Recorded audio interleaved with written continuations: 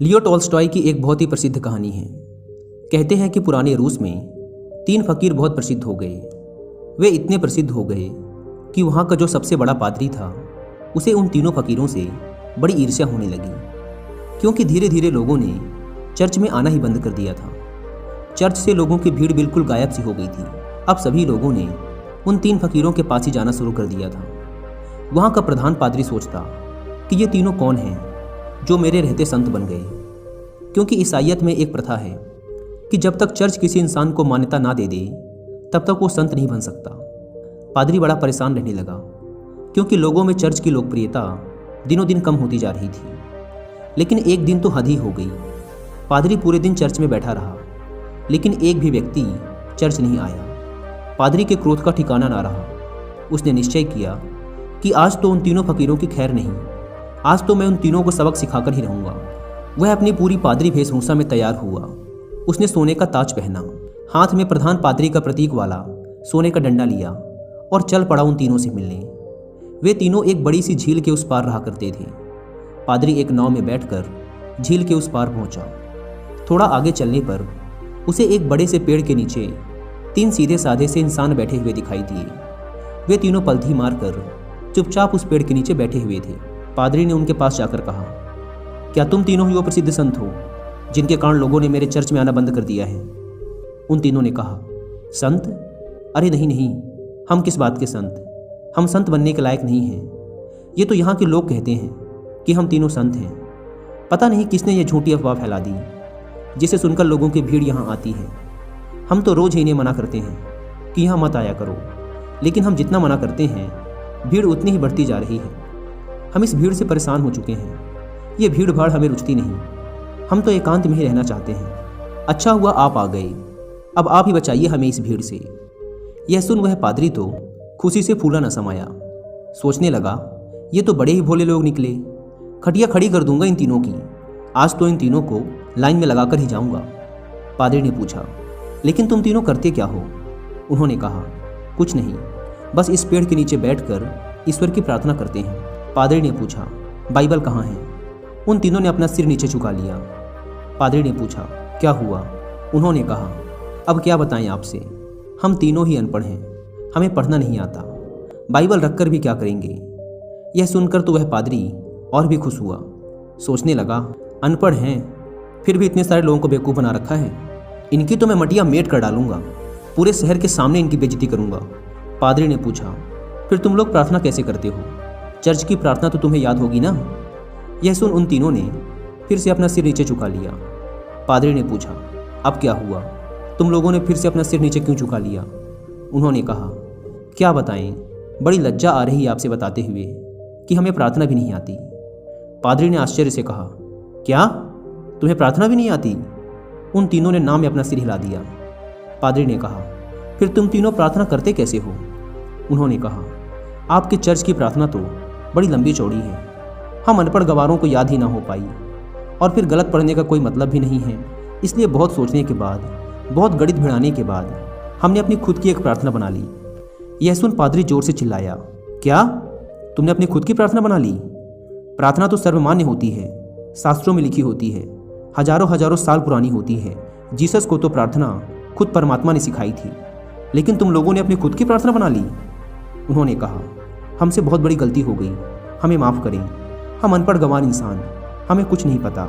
अब आप हमें जो प्रार्थना सिखाएंगे हम वही प्रार्थना आज से करेंगे। हम आपके पैर पड़ते हैं, हमसे बहुत बड़ी गलती हो गई, हमें क्षमा करें और आप हमें अपनी वाली प्रार्थना सिखाएं। लेकिन पादरी के मन में भी जिज्ञासा जागी कि देखूं तो इन्होंने कौन सी प्रार्थना बनाई है। पादरी ने कहा, पहले तुम लोग मुझे अपनी प्रार्थना सुनाओ। उन्होंने कहा, नहीं महाराज, हम अनपढ़ों की प्रार्थना का कोई मतलब नहीं। आप हमें और शर्मिंदा ना करें, आप हमें अपनी वाली प्रार्थना सिखाएं। लेकिन पादरी नहीं माना। इसलिए पादरी के बार बार कहने पर आखिर में वो अपनी प्रार्थना सुनाने के लिए राजी हो गई। उन्होंने कहा, हमने बहुत सोचा, बहुत विचार किया, लेकिन हमें कोई प्रार्थना ना सूझी। फिर हमें याद आया कि ईसाईयत में तो भगवान के 3 रूपों को माना गया है, इसलिए हमने इसी पर अपनी प्रार्थना बना दी। अगर आप हमारी प्रार्थना सुनेंगे तो हम पर हंसेंगे। इसके बाद वे तीनों चुप हो गए। पादरी ने कहा, अरे बताओ, नहीं हंसूंगा मैं। उन्होंने कहा, भगवान के 3 रूप हैं, इसलिए हमने प्रार्थना बना दी कि हम भी 3, तुम भी 3, हम पर कृपा करो। यह सुन तो वह गंभीर पादरी भी हंस पड़ा। बोला, जिंदगी में बहुत प्रार्थनाएं सुनी, पर ऐसी प्रार्थना कभी ना सुनी। वह मन ही मन सोचने लगा, बड़े बेवकूफ़ लोग हैं, आज तो इनकी यक्त ठिकाने लगाकर ही जाऊंगा। इन तीनों को मेरे पास चर्च में आना ही पड़ेगा। उन तीनों ने कहा, आप हमारी छोड़िए, अपनी प्रार्थना सिखाइए, हम आज से वही करेंगे। पादरी ने उन्हें चर्च की प्रार्थना सिखानी शुरू की। उन्होंने कहा, एक बार और। पादरी ने फिर सुनाई। उन्होंने कहा, एक बार और। पादरी ने तीसरी बार सुनाई।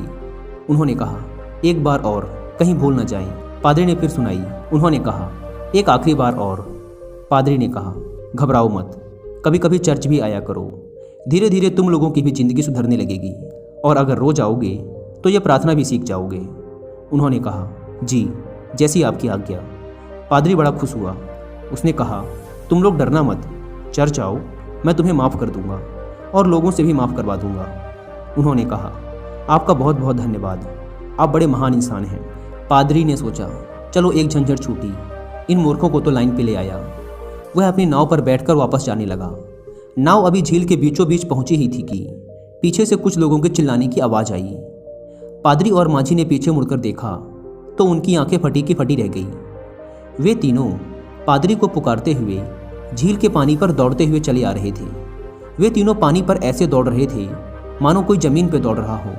यह देखकर तो पादरी के हाथ से वह सोने का डंडा छूटकर वही नाव पर गिर गया। यह चमत्कार तो आज तक केवल जीसस ने ही करके दिखाया था।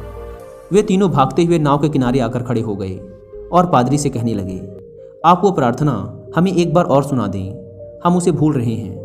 वो कहता है ऐसे शुरू होती है, ये कहता है ऐसे शुरू होती है, मैं कहता हूँ ऐसे शुरू होती है। हम तीनों में बहस शुरू हो चुकी है। अब हम बहस करें या प्रार्थना करें, इसलिए आप हमें वो प्रार्थना एक बार और सुना दें।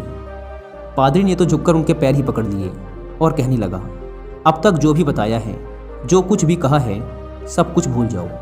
तुम्हारी प्रार्थना जीती और मेरी हारी। तुम्हारी प्रार्थना ही श्रेष्ठ है।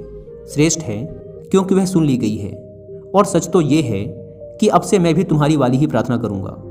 गलती तो मुझसे हुई है जो मैंने तुम्हारी प्रार्थना को कम समझा, जबकि कमी तो मेरी श्रद्धा, मेरी आस्था में थी, कमज़ोर तो मेरी प्रार्थना थी। इसलिए आप लोग मुझे क्षमा करें, बड़ा उपकार होगा। वे तीनों फकीर बोलते रहे कि आप एक बार हमें अपनी वाली प्रार्थना और सुना दें, लेकिन वह पादरी चुपचाप अपना सिर नीचे झुकाए वहाँ से चला गया। दोस्तों, अगर आप लियो टॉल्स्टॉय द्वारा लिखी और भी ऐसी कहानियाँ सुनना चाहते हैं तो आप इन्हें सुन सकते हैं कुक्कू FM ऐप पर। कुक्कू FM इंडिया का लीडिंग ऑडियो बुक प्लेटफॉर्म है, जहाँ पर आप कहानियों के अलावा self help books, religious books and famous personalities की बायोग्राफीज को भी ऑडियो फॉर्मेट में सुन सकते हैं, वो भी अपनी मनपसंद लैंग्वेज में। अगर आप प्ले स्टोर से इस ऐप को डाउनलोड करके इसके 1 ईयर का सब्सक्रिप्शन लेते हैं तो वो आपको पड़ेगा 399 रुपीज़ का, लेकिन आप इसे अवेल कर सकते हैं सिर्फ 199 रुपीज़ में अगर आप यूज़ करते हैं कूपन कोड WI50। लेकिन यह कूपन कोड सिर्फ पहले 250 लोगों के लिए ही वैलिड है, इसलिए देर ना करें। ऐप की link description and pin comment पर दी गई है, एक बार जाकर जरूर चेकआउट करें। लियो टॉल्स्टॉय की यह कहानी हमें सिखाती है कि ये जरूरी नहीं कि हमारे द्वारा की गई प्रार्थना शास्त्रों से ही ली गई हो, वो बहुत प्राचीन ही होनी चाहिए, लाखों लाखों लोगों द्वारा मान्यता प्राप्त होनी चाहिए। अगर हमारी प्रार्थना सच्ची है, सच्चे मन से की गई है, तो वो परमात्मा के द्वारा जरूर सुनी जाएगी, फिर चाहे वो 2 शब्दों की साधारण सी ही प्रार्थना क्यों ना हो। उन 3 साधुओं की कहानी से सीखने को तो हमें यही मिलता है कि हम चाहे कुछ भी करें, लेकिन उसे दिखावे के उद्देश्य से ना करें।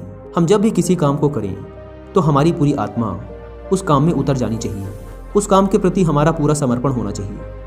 अगर हम हर काम को इसी तल्लीनता के साथ कर पाए तो हर काम में हमारी सफलता निश्चित है, जैसे कि उन 3 साधुओं के साथ हुआ था। उन्होंने अपनी प्रार्थना को इतने समर्पण भाव के साथ किया था कि प्रार्थना उन्होंने नहीं, उनकी आत्मा ने की थी। फिर उनकी प्रार्थना इतनी सच्ची हो गई कि ईश्वर भी उनकी प्रार्थना को सुने बिना ना रह सका।